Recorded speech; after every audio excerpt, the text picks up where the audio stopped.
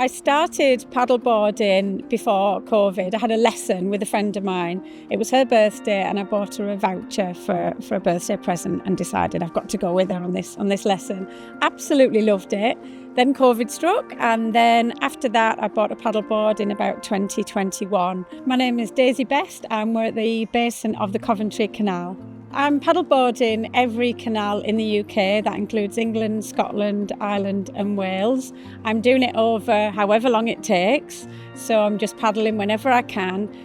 Each canal and every little bit of each canal, so every branch of each canal as well.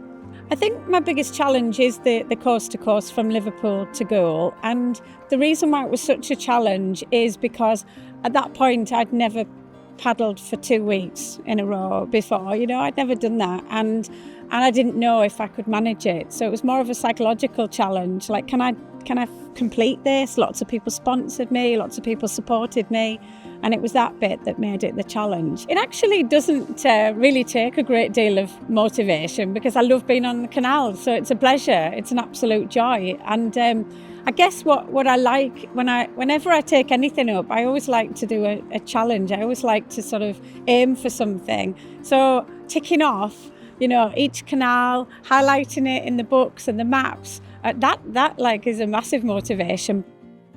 What I love is that there is ever-changing scenery, and so yes, you can get into a very busy sort of city area, and there are lots of interesting buildings, and sometimes there's litter, and sometimes I collect bits of litter and help out to clear up. But you can also be in the most magical countryside, beautiful, up on the Pennines, some amazing locks, and the history, canal boats, the canal boaters. There is everything to love. Kingfishers, I'd never seen a kingfisher before until I started paddleboarding on canals. The wildlife, the birds, the trees, the colours in autumn. I mean, it's just magical. I was paddleboarding on the Huddersfield Canal in October, and it was stunning. The colours, the light, I see a canal and I get butterflies in my stomach. I love them.